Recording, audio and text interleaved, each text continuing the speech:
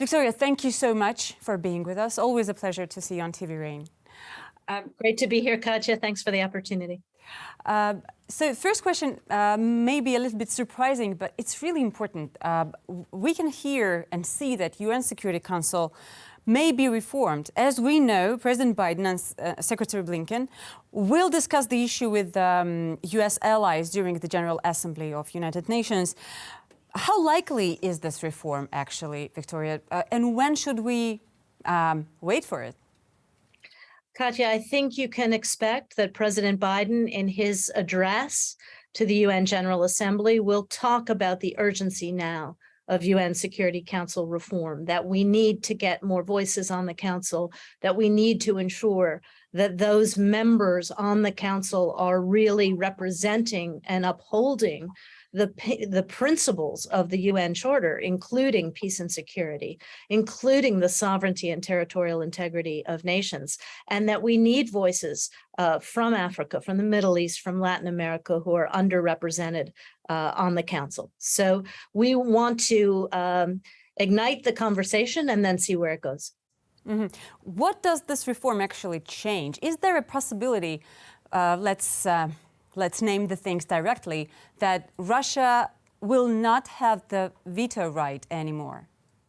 Well, Katya, again, this is an effort to restart a conversation that had gotten a little bit quiet. You know, we're concerned that the small size of the Security Council, with 2 members on it who are clearly far less interested than they might have been in the past about upholding the Charter, doesn't represent global opinion and doesn't represent world opinion. So we really need to think about expanding it so that voices from particularly the global South are better represented. You know, what happens in terms of the mechanics of the Council, we have to have a long conversation about that. Mm-hmm. Okay, so looking forward to the speech of the President of the US. Going to the situation on the ground, on the battlefield in Ukraine, there was news from CNN that the Biden administration is unlikely to significantly change the approach to helping Ukraine fight Russia. Sources told CNN the US won't provide longer-range systems for now. Would you confirm it? Katya, I'm not going to get into the specifics of where we are. We will announce again today more support for Ukraine, including more of these Gimler rockets, which have been so instrumental on the battlefield and have resulted in these massive Russian losses in Kherson, a huge number of your soldiers now through bad planning by the military, trapped between the Ukrainian lines and the river, and of course the breakthroughs up in Kharkiv. We're also thinking about the winter and other things like that, but I'm not going to get into specific choices. Obviously, this is something we do to support the Ukrainians on the ground as they fight for their homeland. But was this successful counteroffensive surprise for the United States, Victoria? You know, I think what surprised us was not the bravery and the tenacity of the Ukrainians, because they're obviously fighting for their home. I think what surprised us was how the poor planning, the poor support that the Kremlin is giving to the Russian military. You know, when we were in Kyiv last week with Secretary Blinken, we heard that as they were making the breakthroughs in Kharkiv Oblast, Russian soldiers who they were coming across really had no idea why they were there. They were complaining about being under-equipped and under-supported, that they were conscripts, you know, from the Glubinka, who unfortunately the Kremlin was taking advantage of their ignorance. When do you think this war ends? Do you have any thoughts on that? Well, obviously, it could end tomorrow if President Putin stopped it and withdrew Russian forces from Ukrainian territory. That would be the fastest and best end. And that would be best for the Russian people as well, because then all of this money that's being hemorrhaged on this war could go back to supporting schools and businesses, et cetera. And obviously, we'd then be in the business of sanctions relief. So it's in Putin's hands to stop this war at any time. Otherwise, I think the Ukrainians will fight very hard. They have the momentum now, and Russia and the Russian people will suffer. Well, going back to this long-range systems, I understood your answer, but still, Ukrainians are saying that if they get more weapons and this opportunity to be more flexible, I would say, on the battlefield, the war would end faster. There are other voices which are actually trying to put Zelensky and Putin at the negotiation table. What do you think is the right approach to the situation? As I said, Putin could end this war tomorrow if he chose to. It would be better for Russia, better for the Russian people, obviously better for Ukraine. It would be better for the world, because this war is also resulting in an exacerbation of inflation, high energy prices, food insecurity in the global south. And all of that needs to be put at the Kremlin's doorstep. In addition to the fact that, Putin's making choices about Russia's own future, including stopping investment in your infrastructure at home so that he can fund this war. Look, I think the Ukrainians will keep fighting because they have the momentum and they want to get back their sovereign territory.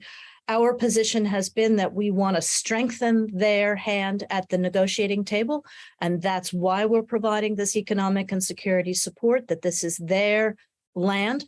But again, if Putin is prepared for serious diplomacy and prepared to get his army off Ukrainian territory, I think the Ukrainians would be delighted with that. Putin has just said that he is actually ready for the negotiations. He said that Ukraine is against negotiations. Is that right? I have not heard a serious negotiation proposal from Russia. We are still seeing Russian forces press forward in parts of Ukraine, or try to. We're still seeing Russia make efforts to try to reinforce, even as the Russian military lost over 200 tanks, went over to the Ukrainian side during the Battle of Kharkiv, and even as you have Russian soldiers trapped by Ukrainian forces. So again, if he is thinking about his country, if he's thinking about the future of Russia, Putin could end this tomorrow. Is there a possibility of Russian-American negotiations, Victoria? I remember a week before the war, I met Secretary Blinken in Munich, and he had a huge hope, well, maybe not huge, but he had a hope for the meeting with Lavrov on 24th of February. This meeting, of course, has never happened. Do you think it makes sense to think about meetings with Russian side? So as you remember, Katya, and this was the backdrop of your meeting with Secretary Blinken, we tried very hard throughout the months of December of 21 and January of 22, when we saw this massive Russian military buildup, to get Russia to the table to address the security concerns that Putin asserted with regard to NATO posture, with regard to our relationship with Ukraine. Putin only allowed his negotiators to come to the table once, and it was probably a stall while he prepared the military offensive. Right now, in terms of ending the war in Ukraine, it is Ukraine's decision, and we reinforced this when we were there. If and when diplomacy is an option for them. But, obviously all conflicts like this end in diplomacy. Our focus now is ensuring that the Ukrainians are in the strongest possible position when it's time, because we've seen this before. Putin will come to the table. He doesn't mean it. 6 months later, 2 years later, 8 years later, he's coming back and invading again. And that's not what we want to see here. Not for Ukraine, not for European security. And again, for those of us who care about the future of Russia, we would rather see all of that effort and all of that money spent on Russian schools, Russian infrastructure, gets our companies back back into Russia, be able to lift some of these sanctions, which are going to have an effect as people lose jobs in Russia over the winter, et cetera. So if he cares about his country, he will end this war. We haven't heard anything lately about possible exchange of Newland and Griner American citizens for Mr. Wood, Russian citizen. Does this mean that Russia has refused to fulfill this deal, to sign the deal?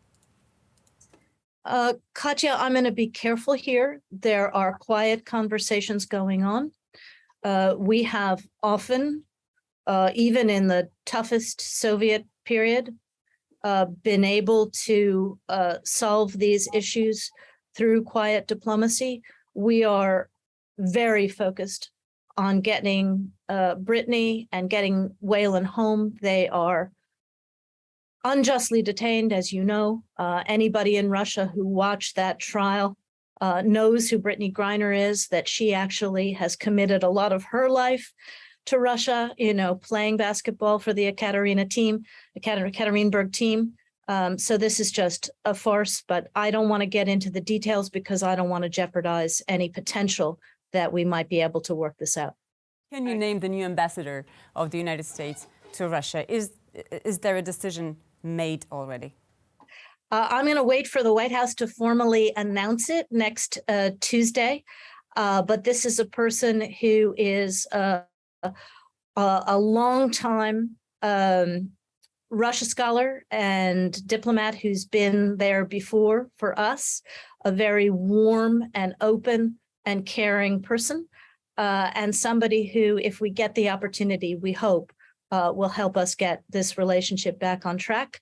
I will say will be our first woman ambassador to Moscow, and that's kind of exciting too. The European Union has implemented restrictions against the Russian citizens. I know that you have always been a strong supporter of the dialogue between two countries and strong supporter of the dialogue between the between the civil societies of the United States and Russia.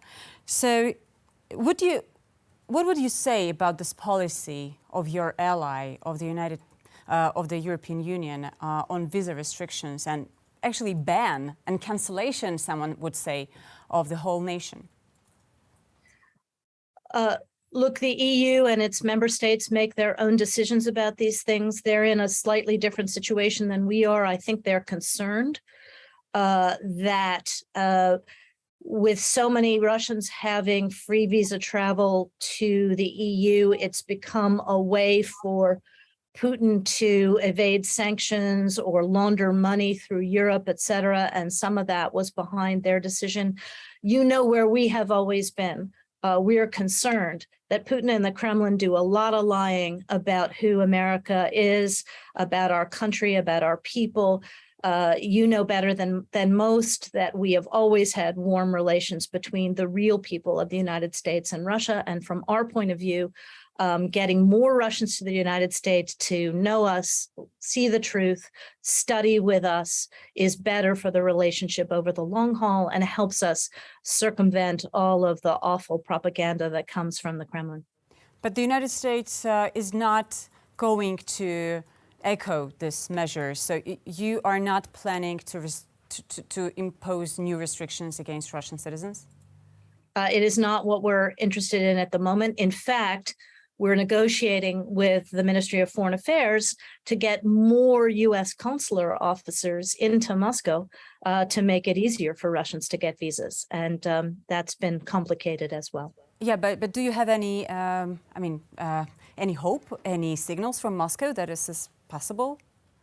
Again, we're working on some visa trades that we hope will come together, but we know it's difficult for Russians to even physically get visas and come study and come work with us. And we want to make that easier if we can, because we think if more of you know us, that's better for the relationship, and it puts pressure on Putin's propaganda machine. We can see the new sanctions lists again and again. They're released new lists and names of Russians. We know that there are a lot of Russian businessmen in American sanctions lists who want to get rid of it. So, is there anything that they can do to get out of the restrictions? Well, we've placed these restrictions on these people because they're largely involved in supporting Putin personally, supporting the war machine, or they're directly involved in some aspect of business between Russia and the rest of the world that is subject to sanctions.